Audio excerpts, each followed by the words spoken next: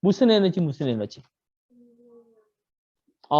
자, 우리가 중학교 때는 운동 에너지, 위치 에너지라 불렀는데, 고등학교 때는 이제 포텐셜 에너지와 운동 에너지 이렇게 얘기할 거야. 포텐셜 에너지, 위치 에너지라는 표현을 안 써. 포텐셜 에너지와 운동 에너지. 우리 포텐셜 에너지는 우리가 어떻게 구했었니? 포텐셜 에너지. MGH. MGH. 여기서 M은 뭐야? 질량. G는?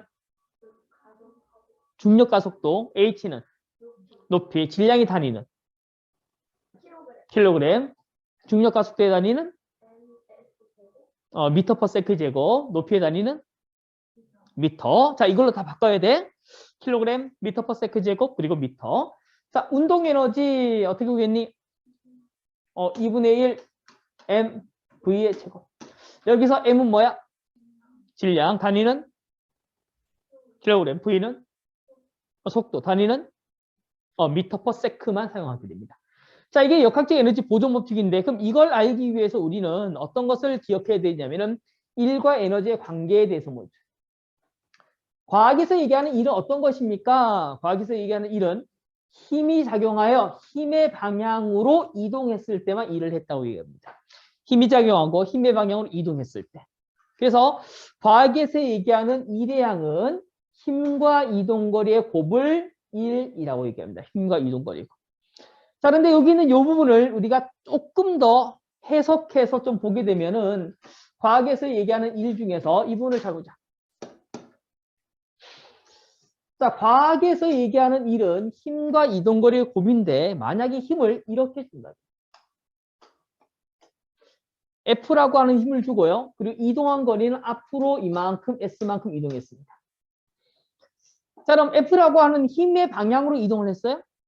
아니겠죠, 그렇죠? 그러면 우리가 어떻게 해줘야 되냐면 여기 있는 힘을 두 개로 나눠지는 힘의 분해라고 하는 걸 알아야 됩니다. 힘의 분해. F라고 하는 힘을 우리는 두 개의 힘으로 나눌 수 있는데 어떻게 나눌 수 있냐면 X축 방향의 힘과 그리고 Y축 방향의 힘 두 개로 나눌 수 있습니다. 그래서 X축 방향의 힘을 FX라고 얘기하고 Y축 방향의 힘을 FY라고 얘기해 보도록 하죠. 그럼 이렇게 해서 나타낼 수 있겠지, 그치? 그럼 여기 있는 요 각이 만약에 여기 요 각이 세타였으면 요 각이 세타였어요.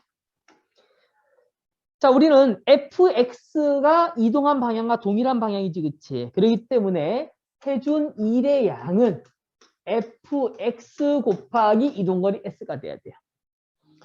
그럼 이 fx와 그리고 f의 관계를 보게 되면은 얘와 얘는 코사인 관계가 되겠지, 그치? 그래서 f에다가 코사인 세타를 곱해주면 fx가 되겠지. 맞습니까? 코사인 세타가 f분의 fx니까. 맞아? 그렇기 때문에 여기 이렇게 될 것이다. 그래서 자, 이 일은 힘과 이동거리 곱인데 이 fx 대신 뭘 집어넣을 수 있다? f 코사인 세타를 집어넣을 수 있다. 그래서 f 곱하기 s 곱하기 코사인 세타. 이게 일의 양이 됩니다. 그럼 우리는 여기서 어떤 것을 찾아낼 거면 1이 0인 경우를 찾아내보자. 1이 0인 경우. 자, 1이 0인 경우는 f가 0, s가 0, 코사인 세타가 0이면 될 거 아니야. 그치? 그럼 f가 0이다. 그럼 가해준 힘이 없을 때 여기서 얘기하는 힘은 합력이 아닙니다. 그냥 아무런 것도 가해지지 않아야 돼요. 그렇기 때문에 무중력 상태에서 그 공기가 없는 아무 진공 상태에서 물체가 등속 직선 운동하게 됐을 때 그럴 때 힘 줬어 안 줬어? 안 줬죠. 그렇죠? 그럴 때는 1이 0입니다. 그러니까 이동 거리가 0인 경우가 있겠죠. 어떤 경우? 벽을 밀었는데 벽이 안 밀려. 자, 그 이유는 힘을 줬지만 이동거리가 없어. 이때는 일을 하지 않았다. 그럼 세 번째, 코사인 세타가 0이 돼야 돼요. 코사인 세타. 코사인 세타가 0이 되기 위해선 세타 값은 얼마여야 됩니까? 90도요. 아, 그러면 이 코사인 세타는 바로 이 방향이지, 그치? 뭐와 뭐? 힘과 이동 방향의 각도. 그래서 힘의 방향과 이동 방향이 서로 수직이 되게 되면은 얘는 일을 하지 않았습니다. 그럼 힘과 이동방이 수직이 되는 경우는 딱 두 가지밖에 없어요. 딱 두 가지.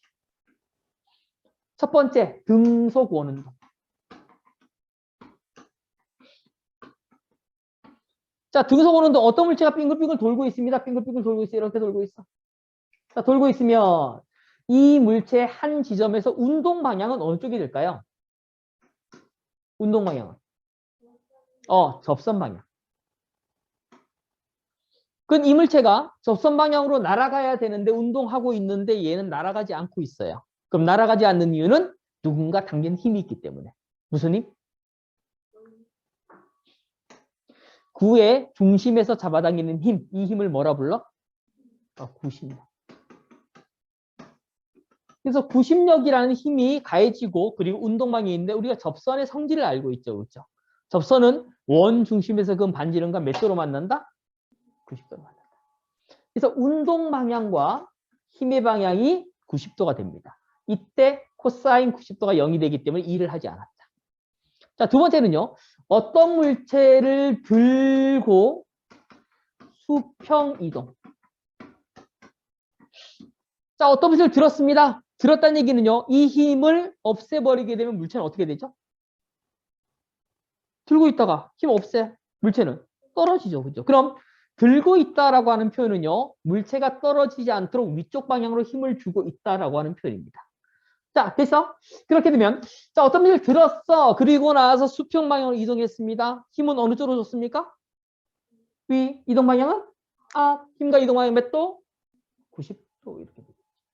그래서 이렇게 되게 되면은 힘과 이동 방향이 90도가 돼서 일을 하지 않았습니다. 그래서 일에 대해 기본적인 정리를 우리가 이제 받으시고요.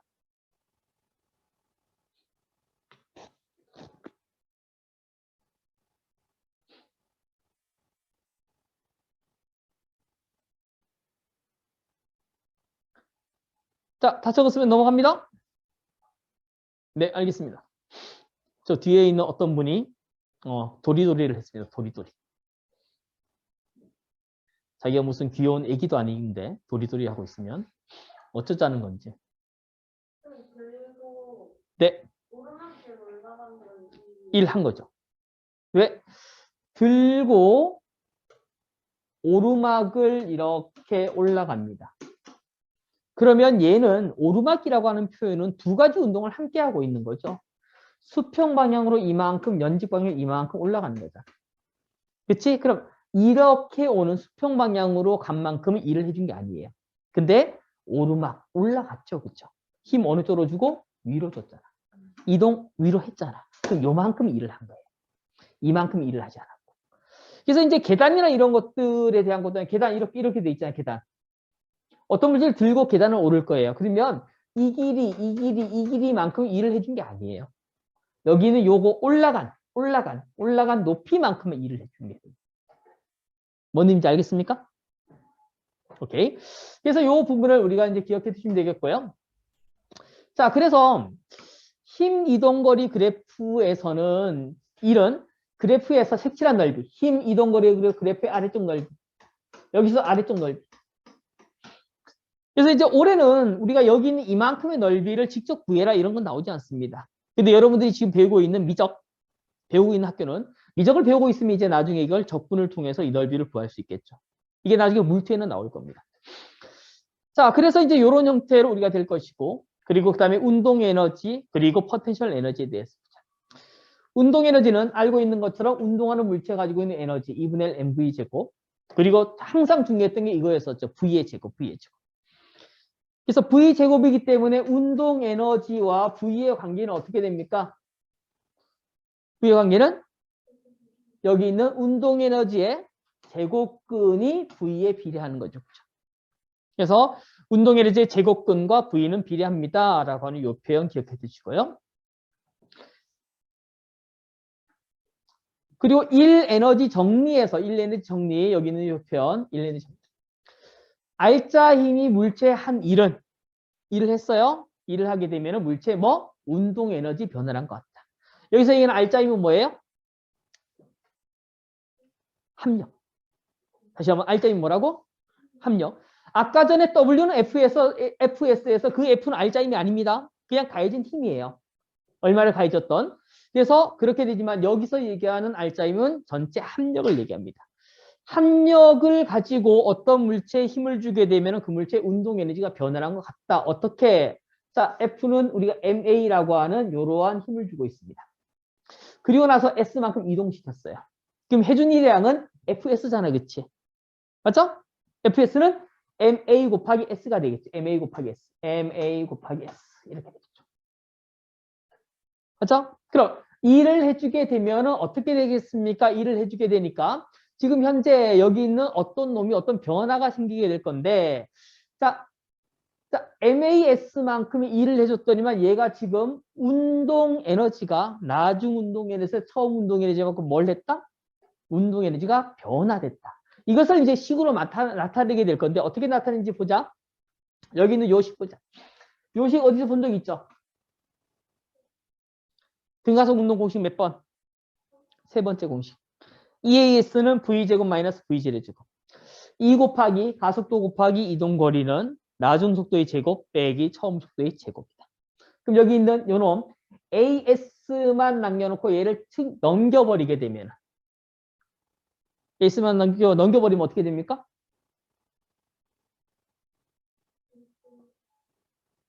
(2분의) V제곱 마이너스 V제곱 마이너스 2분의 V0 제곱 이렇게 될 거 아니야. 그치? 맞죠? 그럼 여기 있는 요식을 쭉 한번 보자. 자, 여기 있는 요 놈을 보게 되니까 여기서 AS는 지금 이렇게 된다 그래서 2분의 V제곱 마이너스 V0 제곱. 근데 요게 지금 우리가 해준 일의 양이잖아. 그치? 맞죠? 그럼 여기 있는 이 AS에다 얘를 집어넣어 버리자. 그럼 W는 FS에서 여기 있는 AS 대신 얘를 집어넣으니까 W는 M 2분의 1 MV 제곱 마이너스 MV 제로의 제곱 이런 식이 나오겠죠. 그럼 2분의 1 MV 제곱 이게 뭐야? 운동 에너지. 여기도 2분의 1 MV 제곱 운동 에너지. 그럼 나중 운동 에너지에서 처음 운동 에너지를 빼준 값이 이렇게 나오겠지. 그래서 일은 운동 에너지 변화량 것 같다. 라고 해서 요 식이 나온 거죠.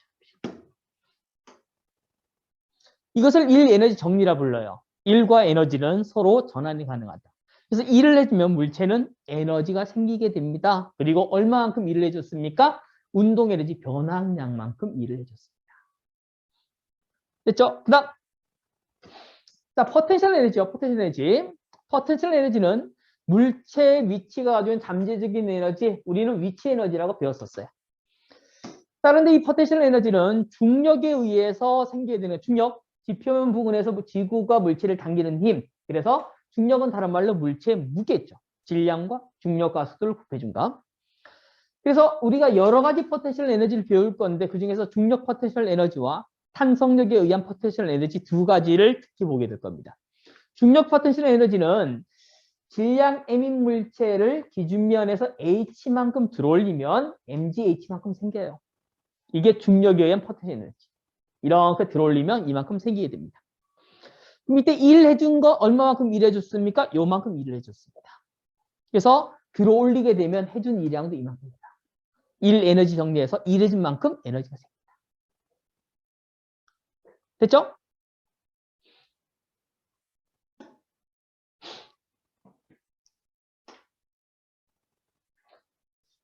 그 다음 우리가 지금까지 보지 못했던 형태 탄성 포텐셜 에너지입니다. 탄성력에 의한 포텐셜 에너지, 중력에 의한 것이나 탄성력.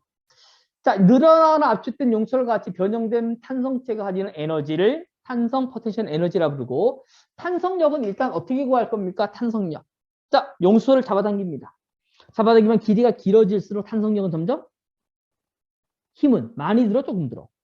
많이 들겠지. 그치? 많이 드는 이유는 이 용설이 가지고 있는 탄성력이 점점 커지기 때문에. 두 번째, 이 용설의 재질에 따라서 플라스틱이냐 수혜냐 무엇이냐에 따라서 굵기에 따라서 이 탄성력은 또 달라질 거예요. 그래서 여기 있는 요 형태를 보게 되면은 탄성력이라고 하는 것은 탄성력은 탄성계수 이거는 용수철의 굵기, 재질 이것에 해당하고 이 상수값 그리고 변형 길이 그래서 탄성계수와 변형 길이의 곱에 비례하는 게 탄성력입니다. 그런데 이 탄성력이라고 하는 것은 내가 늘리면은 어느 쪽으로 탄성이 작용할까? 줄어드는 방향으로. 그럼 내가 가해준 변형된 방향과 어느 방향으로? 반대 방향으로. 그래서 여기서 F는 마이너스 KX라고 하는 표현을 쓰고 그리고 여기는 이 X는 변형 방향과 반대라고 얘기합니다. 변형 방향. 내가 자 오른쪽으로 쭉 늘리게 되면 탄성이 왼쪽으로 작용할 거 아니야, 그렇지? 쭉 줄이게 되면 얘는 오른쪽으로 작용하게 될 것이고, 그래서 여기 있는 탄성력이라고 하는 것은 변형 방향과 반대입니다. 그래서 마이너스 기호를 붙여준다. 자, 그러면 탄성 포텐셜 에너지는 이렇게 된대요. 2분의 1 kx 제곱. 그럼 왜 이렇게 2분의 1 kx 제곱만큼 되는지에 대해서 우리가 잠깐 보자. 봐봐. 자, 어떤 물체에 늘어난 길이가 있고요. 그리고 힘이 있습니다. 그러면 우리는 여기서 그래프 힘 이동거리에서 그래프의 아래쪽 넓이가 포텐셜 에너지, 탄성 포텐셜 에너지가 될 거예요. 자, 그런데 여기는 F 곱하기 X잖아, 그치? 맞죠?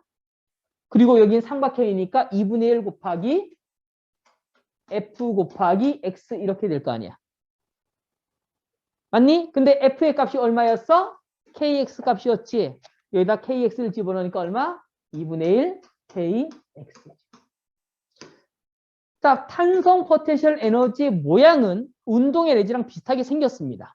2분의 1 mv 제곱과 비슷하게 생겼어. 근데 얘는 탄성 포텐셜 에너지 값이 될 것이다. 그래서 이 표현 잘 기억해 두시기 바라겠습니다. 됐습니까? 그럼 봐봐. 어떤 용초를 여기서부터 잡아당길 거예요. 쭉 잡아당겨 놓을 거예요. 놓게 되면은 여기서 포텐셜 에너지 최대값이 돼요. 쭉 가게 되면 속력이 점점 어떻게 될까요? 빨라지겠죠. 그렇죠? 그러다가 여기서 운동의 최대값 되고, 그래서 여기서 이 길이만큼 다시 쑥 들어갈 거예요. 그리고 다시 여기서 포텐셜 에너지가 최대값이 될 겁니다. 계속해서 이렇게 왔다 갔다 저항이 없다면 이렇게 될 거예요. 자, 그리고 나서 이제 마지막으로 보게 될 것이 역학적 에너지 보존이라고 하는 거. 그리고 손실. 역학적 에너지 보존은 모든 포텐셜 에너지와 운동 에너지 합은 항상 어떻게 된다? 일정해지게 된다. 이게 역학적 에너지 보존 법칙이죠. 이때도 똑같아요. 탄성력에 의한 역학적 에너지 보존도 가장 많이 늘어났을 때 포텐셜 에너지가 최대, 이때 속도는 제로.